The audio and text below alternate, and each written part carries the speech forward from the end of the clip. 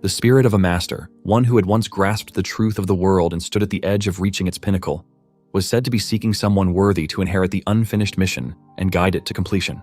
It once seemed like nothing more than a legend, but that belief changed, for the ancient spirit had chosen him. They were supposed to stand at the top of the world together. That's how it should have been. But now, the guidance had suddenly stopped. At that moment, the scene shifts to Baek Jayun, head of the Fire Dragon sect and leader of the Blood Demon sect. A subordinate approaches him, excitedly presenting their success, the first living survivor of the immortal body experiment. The experimental subject, though alive, burns with hatred, blaming Baek Jayun for destroying his family and vowing never to forgive him. The subordinate violently tightens the rope around the subject's neck, silencing him and questioning his right to speak as an outsider. Yet despite everything, this subject is different. Unlike previous ones, this one could communicate and had survived for weeks without food or water. Baek Jayun rises from his seat unimpressed. After years of effort, the result was nothing but a grotesque monster. For him, those who carried out the experiment were fools unworthy of reaching the summit. The desperate subordinate pleads for more time, convinced the immortal body could still be completed. But suddenly, his arm begins to move against his will. Confused and panicked, he watches as it acts independently, and the object he holds is forcefully consumed.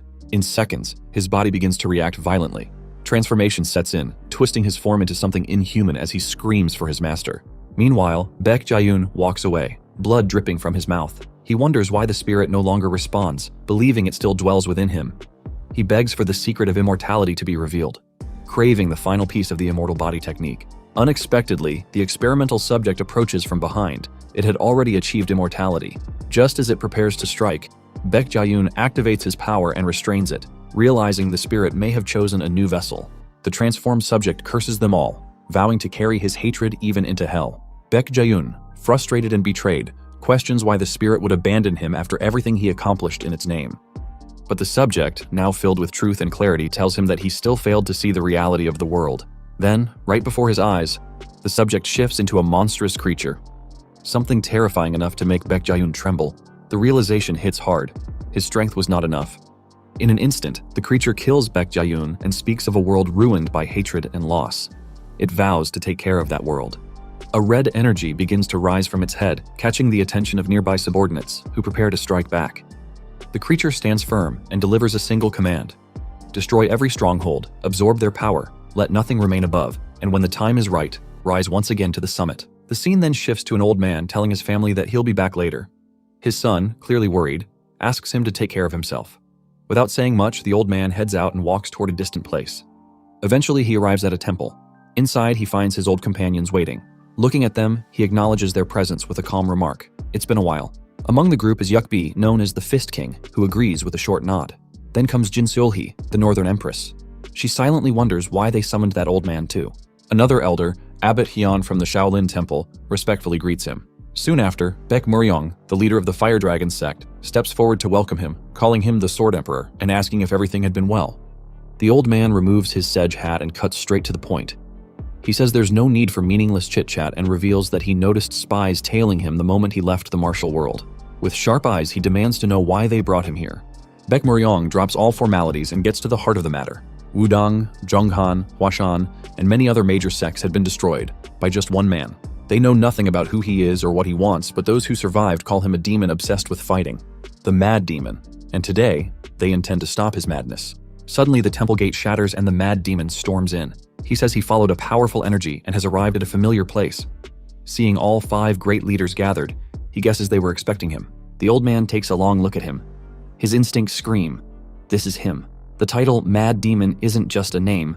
The aura feels like death itself. Without wasting another second, the old man draws his sword. He declares that the Mad Demon alone is reason enough to wield his blade once again. In a flash, he charges forward and attacks with his heavenly sword. The strike is so powerful it slices the Mad Demon's body into pieces. The room goes quiet. Yukbi casually tells the old man to take it easy. He finds it boring that everything ended so fast. He even mocks the idea of a so-called Mad Demon. But then, he notices something strange. No one else is reacting. Everyone stands frozen. Just then, a laugh echoes through the temple. The Mad Demon speaks again, surprising everyone. His severed body starts regenerating right before their eyes. Yukbi can't believe what he's seeing. Is this a dream?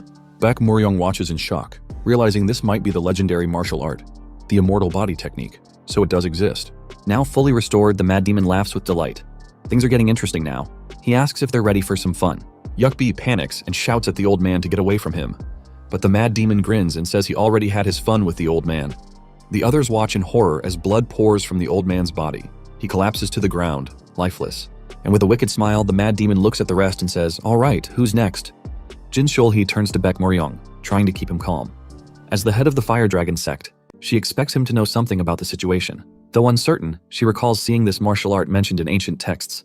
Meanwhile, Yukbi glares at the fallen old man lying on the ground. Anger boils inside him. Just then, Baek Moryong senses a sudden surge of destructive energy in the air. Without holding back, Yukbi lets out a furious roar and charges straight toward the mad demon. Seeing him approach, the mad demon smirks and recognizes him, the Fist King. Yukbi doesn't waste a second and launches his powerful explosive fist gale technique. The entire area shakes from the impact, creating a massive explosion. Baek Moryong, watching closely, admits the martial art truly lives up to its name, but deep inside, he knows it won't be enough to defeat a monster like this. Yukbi stares in disbelief. The mad demon is still standing, completely unfazed. Confusion hits him. His most powerful strike landed directly, yet the enemy's strength seems to be growing instead of fading. The mad demon acknowledges the attack. He praises Yukbi's technique and promises to return the favor properly. Without warning, he unleashes the same explosive fist gale right back at Yukbi. But just before the impact, Abbot Hyun jumps in to block the attack and saves Yukbi. The price, however, is heavy. His wrist gets slashed in the process. The mad demon scoffs, telling Abbot Hyun that it's not his turn yet. Abbot Hyun fires back, refusing to back down and calling him a fool. With a grin, the mad demon taunts him. For someone so bold, he sure looks like he's struggling. Yukbi, feeling guilty, apologizes to Abbot Hyun for dragging him into this. But the abbot brushes it off. If Yukbi hadn't stepped in, he would have. Right now, dealing with this monster is more important than guilt. The mad demon laughs again, impressed. A body tough enough to survive the Fist King's attack. He finds it fascinating. With that, he rushes forward to strike Abbot Hyun. But before he can land the blow, Jin Seolhee pierces him with her sword. Ice spreads rapidly over the mad demon's body, freezing everything it touches. He immediately recognizes the technique. It's from the Northern Sea Ice Palace, a legendary martial art he had only heard about in tales. Jin Seolhee, full of fury, silences him with a cold glare. The mad demon shivers, literally. The chill pierces his bones. He admits the 5 great masters truly live up to their name. Each one of them possesses martial arts that have reached the absolute peak, and he's absolutely loving it. Now it's Baek Moryong's turn. He steps forward with his sword and offers the mad demon a glimpse of the Fire Dragon leader's martial art. Without hesitation, he attacks. But when the smoke clears, the mad demon is untouched. He laughs and mocks the effort. That's all? Baek Moryong calmly replies that the fight is far from over. The real show is just beginning. Suddenly, strips of cloth-like energy begin to emerge from inside the mad demon's body. They quickly wrap around him, coiling tighter and tighter until his whole body is bound, just like an Egyptian mummy. Panic spreads across the mad demon's face. He demands to know what's happening and what Baek Moryong has done to him. His strength starts to drain away, and within moments, his entire body is sealed and completely frozen in place. Abbot Hyun stares in disbelief. He's never seen anything like this in his life. Curious, he asks Baek Moryong to explain. Baek Moryong reveals the secret. It's the Eclipsing Blade, a powerful treasure passed down through generations of Fire Dragon sect leaders. Those struck by this sword are said to be trapped in eternal darkness. However, since no one ever used it before, they have no idea how long the seal will actually last. The scene jumps forward, 3,000 years into the future. A timestamp flashes. Endurance, 2,600 years. We're now in planet GSP, Zone 3. Inside a vast exhibition hall, a man named Mark politely warns someone nearby. He's from the Earth promotion team and reminds the visitor to be careful around the fragile exhibits. The visitor turns to Mark and asks if he's the only one from the advanced team. Mark explains he's not alone. Another team member is with him. He glances around, wondering where his partner went off to without saying a word. His partner, Lena, the leader of the Earth promotion team, quietly mutters to herself that she's finally arrived on this cursed planet. Mark calls out to her from behind. Lena looks at him unimpressed and questions why he's so excited. Mark shrugs it off. Until the main team shows up, they don't have much to do. So why not enjoy this like a vacation? Lena isn't amused and tells him he's quite bold. Mark admits he didn't expect someone like her to volunteer for the GSP team. Lena raises an eyebrow and asks what he means. He points out that for someone who usually freaks out at the idea of aliens, suddenly signing up for a mission where every alien in the universe is gathered is pretty surprising. He adds that there are alien species here that don't even exist on Earth. Lena cuts him off, saying it's still a dangerous place, but Mark brushes it aside, reminding her that during the tournament, everyone stands on equal ground. Lena isn't so sure. She glances around at the aliens nearby, all looking relaxed and confident. Her eyes land on a balloon Mark is holding. Clearly annoyed, she snaps that she's done with him and tells him to stay inside the exhibition hall. Mark asks why. Lena responds sharply. He's either gutsy or foolish to want to hang around such creepy aliens. Mark warns her that comments like that can be risky, even if things seem equal. Lena clarifies, things aren't equal at all. That's exactly why it's dangerous, and a rookie like him wouldn't understand. She then declares they've finally arrived. This is where they'll rise to stand as equals with the rest of the galaxy. Mark confirms they've reached the GSP tournament arena. Right then, a booming alien voice welcomes everyone from across the universe. It's a grand announcement for the greatest cosmic festival, held once every 100 years. This tournament is where civilizations can rise in power overnight. The GSP fighting tournament has officially begun. Mark now sees the real reason Lena came here. She wasn't just sightseeing, she wanted to watch the tournament. Lena corrects him. Her goal is to study their enemies and find their weaknesses. Mark mentally sighs, wondering what nonsense she's talking about now. The alien announcer continues. The next match is between two civilizations. Ranked 972nd is Agni, the representative of the Ifrit civilization, and his opponent is Panon, ranked 9630th, from the Piglo civilization. The battle for Group 6 is about to begin. Meanwhile, back in GSP Zone 3 Z District inside the Planet Promotional Hall, the story shifts. One worker urges another to finish the job quickly. The other agrees. But right beside them is something strange. The preserved body of the mad demon, still sealed like an ancient statue. Suddenly, the second worker pauses, claiming he just heard something. The first guy brushes him off, saying all he hears is nonsense. But then, something eerie happens. The mad demon's sealed eye slowly opens. He's awake and watching. We're then given some important context. On planet GSP, located a staggering 500,000 light-years from Earth, a grand combat tournament is held once every 100 years. Civilizations from all corners of the universe take part. The winning civilization is said to unlock the ultimate truth of existence and be freed from all suffering. No more disease, no hunger, and no war. The proud government of Unified Earth, or GUE, has officially qualified for this tournament. And representing Earth is the strongest individual the planet has to offer. Inside the tournament arena, a fierce battle is already in progress. The announcer hypes up the action, praising the fighters of the living flame species. As soon as their restraints are removed, the entire arena bursts into flames. In the chaos, a battered warrior named Panon gasps, cursing his fiery opponent. His enemy, Agni, pushes forward with even more flames, fully intending to roast him alive. The audience is going wild. The announcer, clearly having placed a bet, is all in on Agni and encourages him to put on a show. Agni's popularity is off the charts, and he's clearly the crowd favorite. Agni, now inches from Panon, demands his full attention. One glare and he completely incinerates Panon with a deadly breath of fire, strong enough to melt military-grade spaceships. The announcer confirms what everyone is thinking. Agni is simply too powerful for a Tier 1 civilization. Agni laughs like a maniac and brags to the crowd, calling them fools for doubting his power. Watching all this, Mark is understandably shaken. He questions how anyone is supposed to fight such a monster. Finding a weakness seems pointless now. Lena admits he might be right. Even she feels uneasy. Mark insists they're wasting their time, but Lena explains her real observation. None of the aliens from Tier 3 or higher are even paying attention to the match. She expected more concern given what's at stake, but to them, Earth is nothing. A weak Tier 1 civilization. And that arrogance? That's exactly what they'll exploit. She tells Mark that if he understands her plan, they should keep hunting for weaknesses as originally intended. Mark, still confused, asks why the Earth promotion team even needs to do all this. Just then, they notice a young alien crying nearby. She's from the Piglo species and mourns Panon's defeat. Mark recognizes her. She's just a child. Sadly, the Piglo civilization had bad luck in their match. They were pitted against one of the strongest Tier 3 opponents. A bystander comments that the flames have cooled down, but Panon is nowhere to be seen. He casually assumes Panon has turned to ash and blown away. Mark senses danger and prepares to warn the team leader.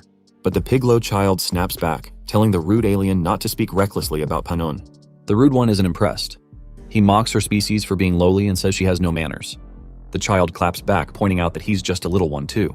Mark, now extra nervous, suggests to Lena that they leave before they get caught in the fight. The rude alien gets angrier. He calls the Piglo girl a pig and says something interesting. On his planet, he's considered a normal guy. That alone is terrifying. Mark shouts a warning, it's clearly getting dangerous. We finally learn who this rude alien is.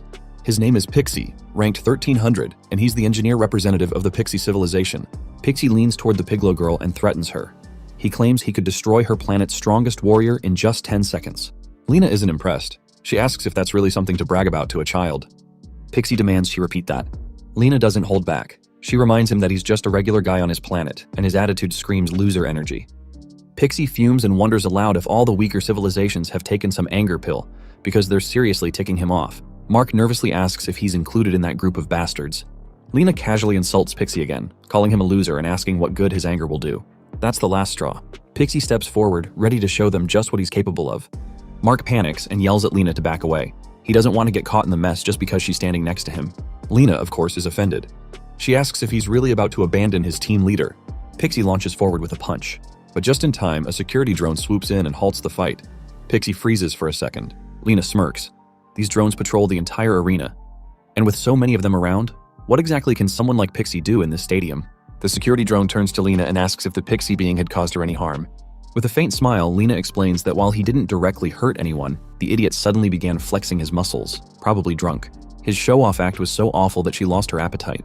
Still, she brushes it off like it's no big deal. The drone, now curious, asks if that was true. Lena throws the question at Pixie, accusing him of showing off his rugged physique to a Tier 1 civilization like theirs. Pixie, boiling with rage, struggles to keep it together. Mark leans toward Lena and nervously whispers that the guy looks furious. His eyeballs are practically falling out, but Lena stays calm. She says that before someone like him actually hurts anyone, it's better to report the truth and let the system handle him. This, she adds, is her way of punishing him. The drone questions Pixie directly, asking if he really wanted to show off those useless muscles. Pixie, holding back his anger, admits it. He says yeah, he just wanted to show off, and since that's not a crime, he walks off with a cocky farewell, calling them pests. Mark, watching him leave, mutters to himself, "See you again?" and hopes he doesn't even appear in his dreams. He turns to Lena and asks if she had expected this outcome. Lena casually confirms it. She's not reckless enough to mess with a monster like Pixie without a plan. Suddenly, the little alien species walks up and thanks Lena for helping her. But Lena snaps back, asking who helped who and tells her to get lost. She's ruining the game. The poor child flinches in fear. Mark thinks to himself that Lena must have had one of her sudden mood swings again. He then gently tells the little one to head back to her family, reminding her she just heard how scary this Unny can be. The child slaps his hand away and calls him a coward. Mark is baffled. He was scared too, so why does she only lash out at him? The focus then shifts back to the match, where the crowd is busy criticizing Panon. Lena, watching, thinks to herself that she expected this. But still, the gap between their civilization and a Tier 3-1 feels utterly hopeless. Agni, meanwhile, is laughing and says it's been a long time since he played hide-and-seek. Lena watches, wondering if there's truly no way for Earthlings to beat a monster like that. She snaps herself out of that thought and tells herself to stop having such weak thoughts. Mark notices something's off and wonders why Lena is acting like this again. He asks if she's okay. Lena brushes it off and tells him not to worry. Then, suddenly the announcer yells out. Through the blazing fire, Panon has returned. He charges straight at Agni's blind spot. With his life on the line, he lands a desperate blow. A perfect hit that could critically damage Agni. Mark calls out to Lena in excitement, but she misunderstands and tells him to stop fussing. She already said she's fine. Mark clarifies it's not about that. The staff has reported an issue with the exhibit and they want her to check it immediately. Lena and Mark start walking away. Lena reminds him that she had asked him to double-check everything earlier. Mark insists he had done it, but agrees that something strange is going on. Lena isn't surprised. She says she knew something would go wrong the moment Mark got excited about taking a vacation. Mark still finds it odd. According to him, there really shouldn't have been any issues. Lena sighs and lets it go. She's already seen everything she wanted from the match anyway. She reminds Mark that even he saw it. She can't believe it either. Panon actually landed a hit on that monster. And now, it feels like maybe these powerful enemies aren't completely unbeatable. But just as she finishes speaking, someone sneaks up from behind and punches Mark in the back. Lena, turning around, casually asks, "What's with the wind?" Sometime later, Lena slowly regains consciousness. As she opens her eyes and gets up, she sees that Mark has fallen unconscious and is being held captive by members of the Pixie species. Seeing him in that state, Lena immediately calls out, urging him to wake up. One of the Pixie aliens hears her and mocks her concern, asking if the guy she's calling Mark is the one on the ground. He assures her, sarcastically, that they haven't killed him yet. Fuming with anger, Lena yells at them. She demands to know if they're doing all this just because she teased them earlier. She reminds them that they're on planet GSP, where the security team would soon be deployed.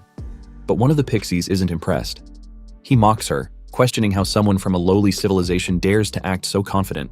According to him, most of the planet's security systems are based on their technology, and he's already taken control of the devices in this building.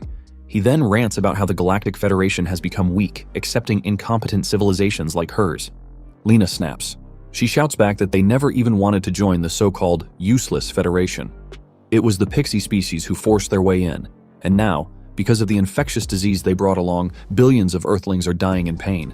Yet this same Federation, who keeps preaching about non-interference, has done absolutely nothing to help. Her words make the Pixies burst out laughing. One mocks her boldness, saying she's just openly admitting how ruined her civilization is. Another chimes in, scoffing at her complaints.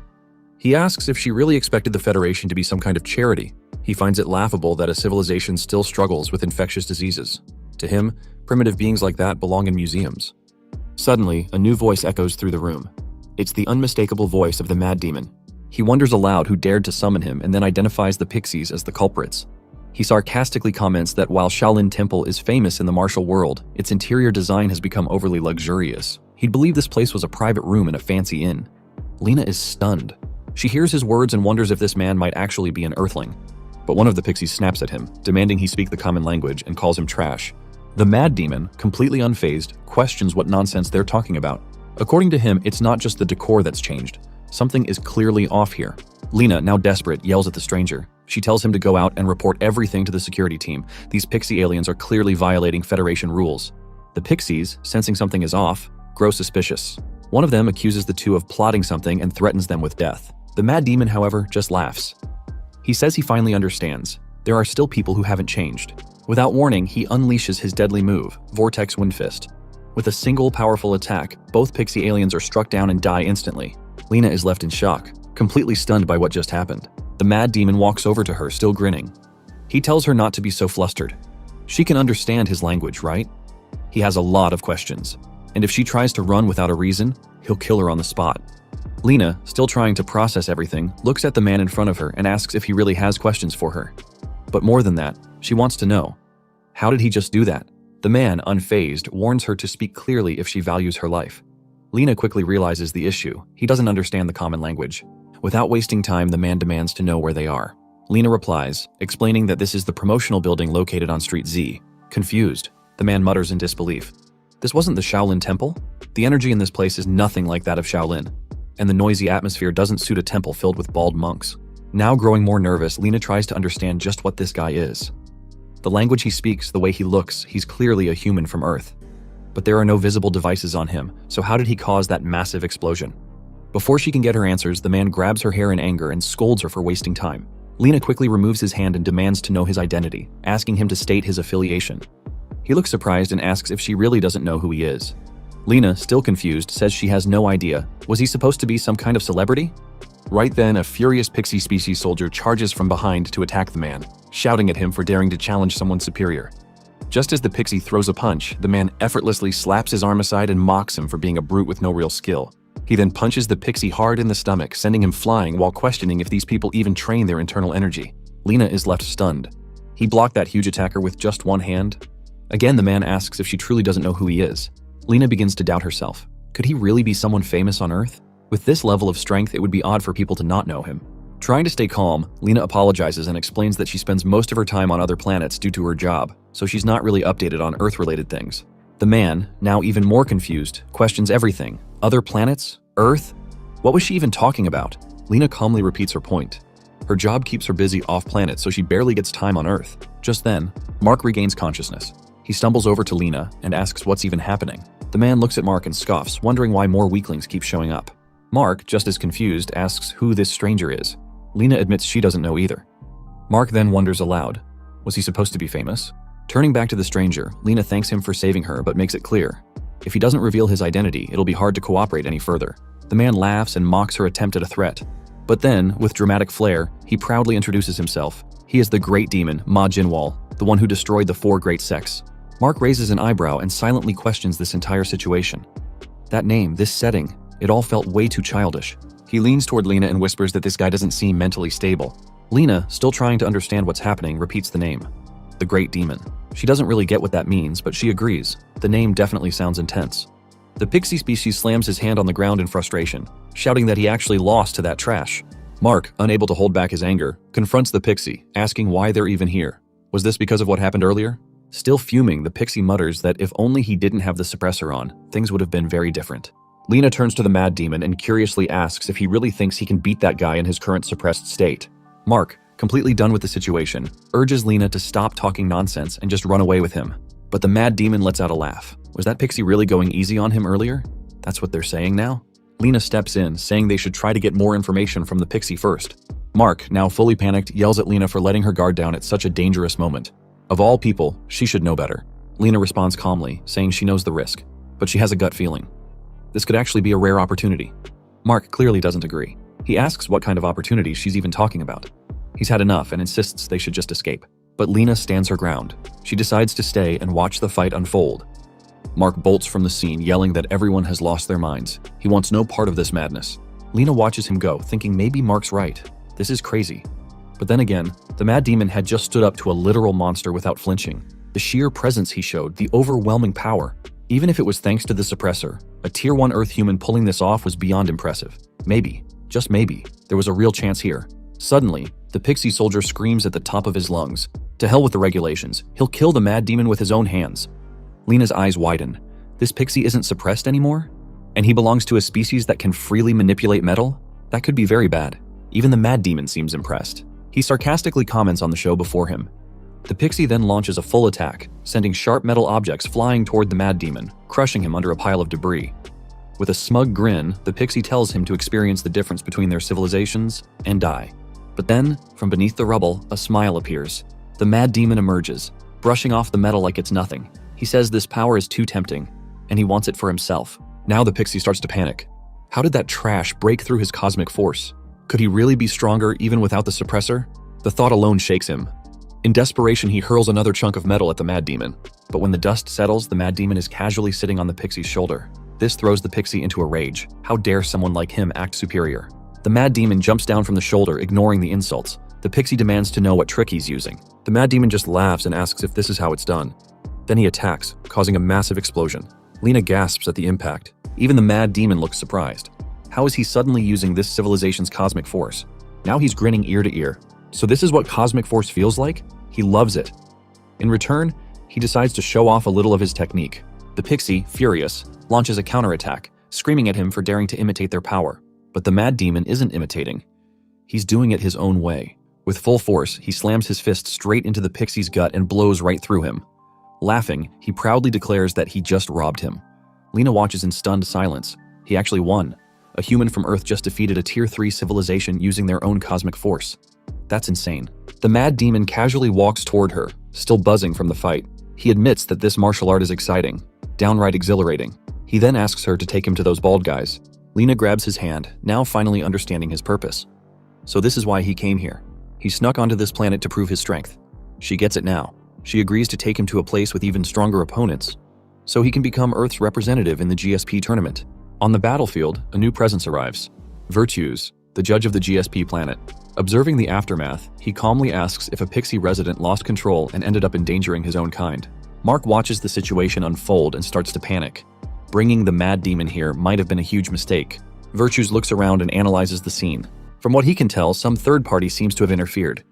If even a Tier 3 pixie got defeated, that likely means someone from a higher civilization, or maybe a combat-focused one, was involved. Hearing this, Mark connects the dots. It makes sense. No one would believe that a mere human caused this much damage. That gives him a window of time to contact his team leader.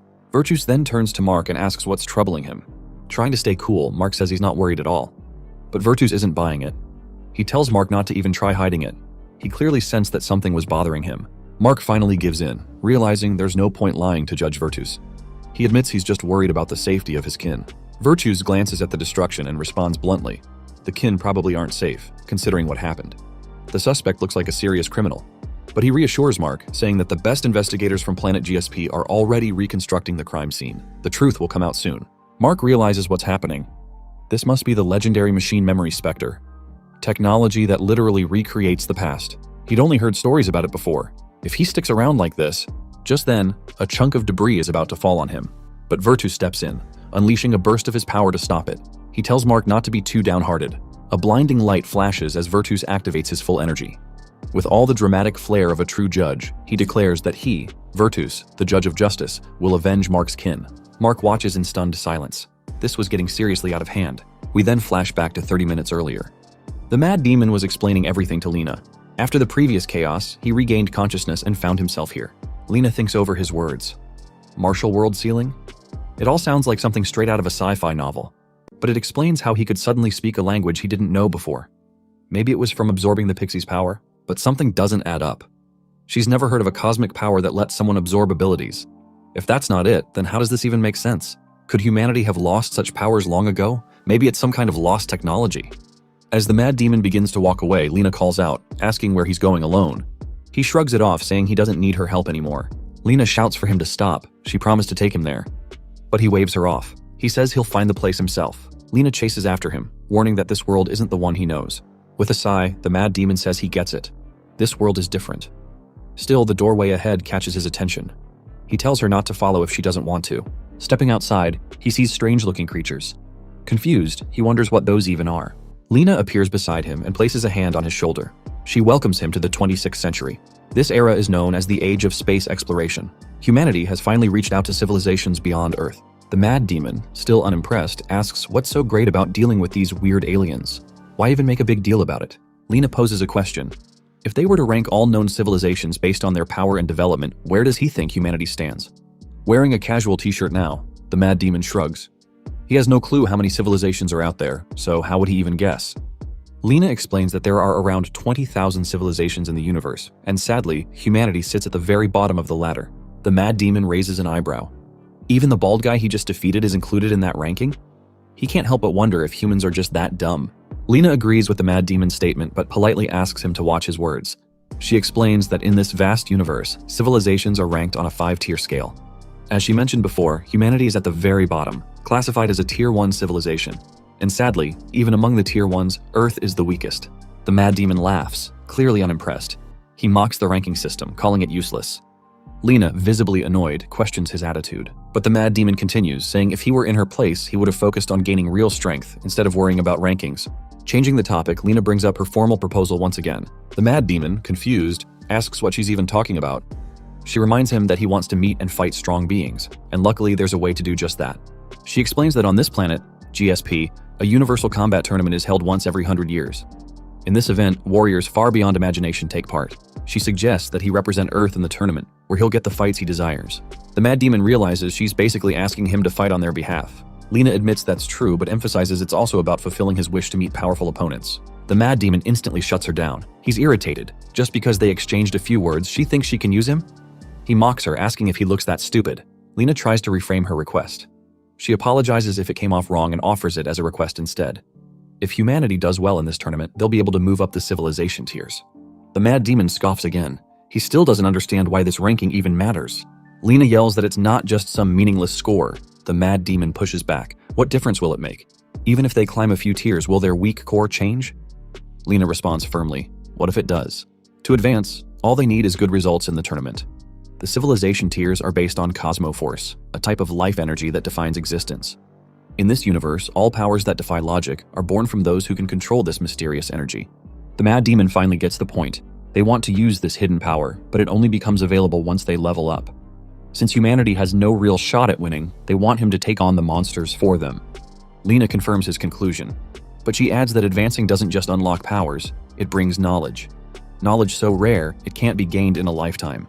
That catches the mad demon's attention. Knowledge that can't be earned in a lifetime, Lena explains further.